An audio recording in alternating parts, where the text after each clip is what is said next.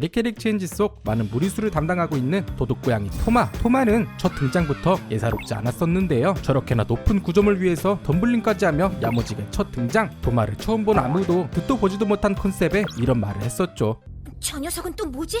저 고양이 귀는 뭐래? 보통 고양이 귀하면 마법소녀물의 전유물이었지만 토마는 그렇지 않죠. 아주 고정관념을 박살내버립니다. 악당, 잘생긴 남주, 고양이의 환상 조합을 제대로 보여주며 그 당시 매력 넘치는 애니메이션 속 남주들 사이에서도 토마는 마니아층을 만들며 고등학생 여자아이들의 국민 첫사랑으로 자리매김했었죠. 고양이 귀? 조금 오그라들긴 하지만 설마 고양이처럼 행동하겠어요? 네, 합니다. 먼저 가장 유명한 이 장면, 에드가 항상 강아지 풀을 가지고 다니는 이유가 이거였다니. 이뿐만 아닙니다. 혈심만 보면 정신을 못 차리고요. 야행성은 고양이 습성을 그대로 따라하게 된 건지 굳이 지붕 위를 뛰어다니고요. 어두컴컴한 밤에 바이올린을 켜는 모습을 보여주죠. 슬슬 항마력이 부족해오는데요. 여기서 한술 더 뜹니다. 그건 바로 토마의 캐릭터 변신. 양쪽 팔에는 암커버를 착용한 모습이고요. 무릎에는 요상한 벨트를 활용 점정으로 탱크탑까지. 탱크탑이요? 뭔가 안 어울리는 조합이긴 하지만 그걸 또 소화해내는 토마. 고양이 귀에 탱크탑이라니 진짜 만화에서만 등장할 수 있는 캐릭터긴 하네요. 현실이었으면 변태 취급을 받아. 캐릭 체인지하면 가장 먼저 떠오르는 것 바로 캐릭터 변신이죠. 특히 주인공 아무의 캐릭터 변신은 그 누구보다 화려하고 강력한 컨셉을 가지고 있는데요. 이러한 첫 캐릭터 변신이었던 에밀리 타트는 특유의 발랄하고 스포티한 모습에 많은 인기를 얻었고요. 6화에는 에밀리 타트와는 전혀 다른 컨셉의 시크하고 쿨한 에밀리 스페이드가 등장하게 되어 그 당시 애니덕후들의 기대감을 높여주었었죠. 슬슬 스포티하고 쿨한 캐릭터 변신에 지쳐가던 찰나 무려 10화에 첫 등장하게 된 에밀리 클로버. 기존의 캐릭터 변신들과는 전혀 다른 컨셉의 에밀리 클로버는 전투력이라고는 1도 찾아볼 수 없는 모습이지만 처음 보는 귀여운 컨셉에 덕후들의 기대감을 최고치까지 높여버리죠. 드디어 등장했습니다. 에밀리 다이아. 첫 등장부터 얼마나 화려한지 눈이 부실 정도였는데요. 외형도 이쁘지, 전투력도 최상이지. 이건 뭐 안 좋아할래 안 좋아할 수가 없는 컨셉이죠. 이렇게 인기 절정이었던 아무의 캐릭터 변신. 캐캐체 덕후들의 기대치는 거의 지구를 부수고 있었죠. 오, 드디어 뜬금없는 웨딩드레스와 머리 위에 촌스러운 장신구를 보고는 아주 짜게 식어버렸다고 합니다. 네티즌들 사이에선 아무의 궁극적인 꿈이 신분이라며 반발을 많이 샀고요. 게다가 4명의 캐릭터로 한꺼번에 변신을 하는 바람에 지속시간도 짧은 뿐더러 미미한 활약상 때문인지 조용히 잊혀진 비운의 캐릭터 변신이라고 합니다.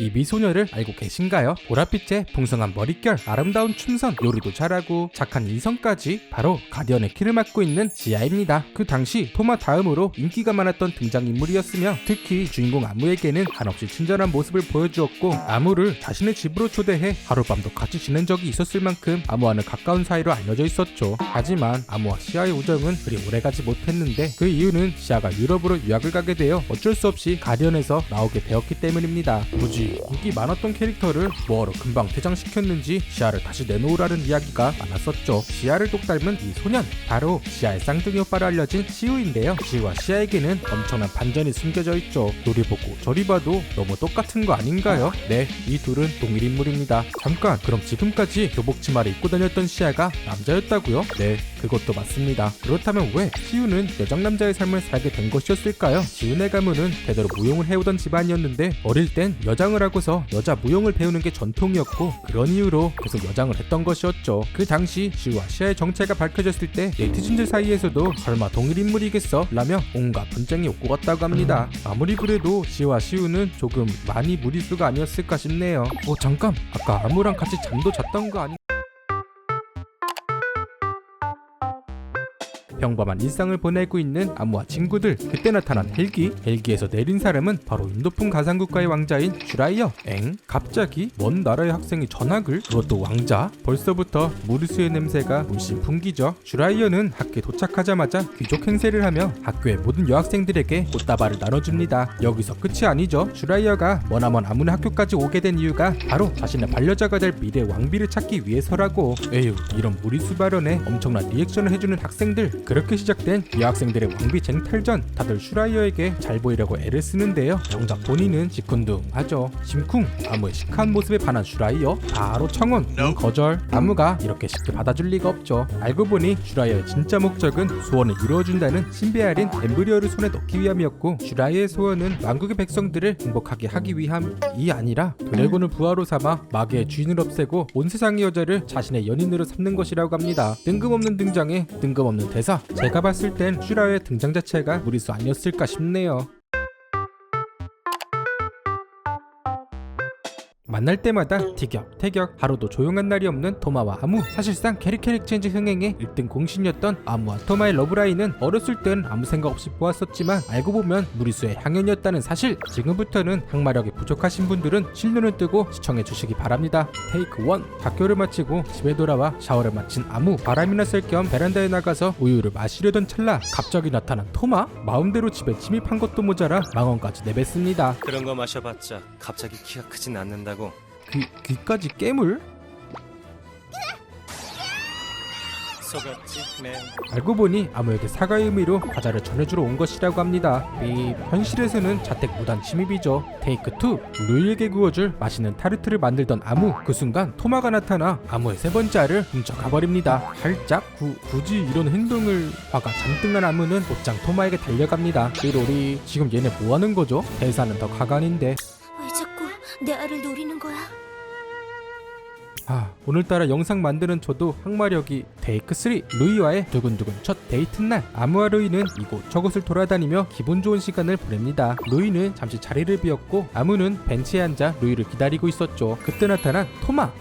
등장하자마자 그렇게 아무 옆에 앉은 토마는 계속 깐죽거립니다. 정말 놀리는 재미가 있는 녀석이라니까. 캐릭 체인지 속 최고의 무리수 장면 등장. 나이스 캐치. 정령 전체 관람가가 맞는 건지. 테이크 4. 어느 날 아무는 소중한 험프티록을 잃어버려 이곳 저곳을 샅샅이 살펴보고 있었는데 바로 눈앞에 나타난 토마. 험프티록을 아무에게 건네주죠. 그냥 건네주는 건 아니고요. 한번 시험해볼까? 뭘 시험한다는 거죠? 아니 표정은 왜... 둘이 한 쌍이긴 하지만 과연 열릴까? 토마 아무 커플 덕후들을 위해 보너스 영상 나갑니다. 추운 겨울날 지낼 곳이 없던 토마는 몰래 아무의 방으로 찾아가게 되었고, 이 사실을 몰랐던 아무는 토마가 잠들어 있는 침대에 눕게 됩니다. 그때 방으로 올라오는 아빠. 아무는 토마의 존재를 들키지 않기 위해 하룻밤을 지냈죠. 그렇게 시작된 동거. 방에 혼자 있을 토마에게 붕어빵도 사다 주고요, 아침밥도 몰래 챙겨줍니다. 이렇게 아슬아슬한 동거 생활을 이어가던 도중 들켜버렸죠. 아무네 어머니에게요. 그것도 모자라 아무가 짝사랑하는 루이에게까지 들켰다는. 이 정도면 뭐 동네 방네 다 소문난 거 아닌가요?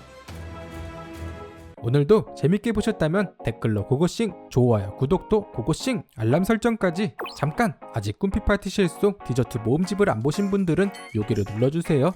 그럼 다음에 또 봐요.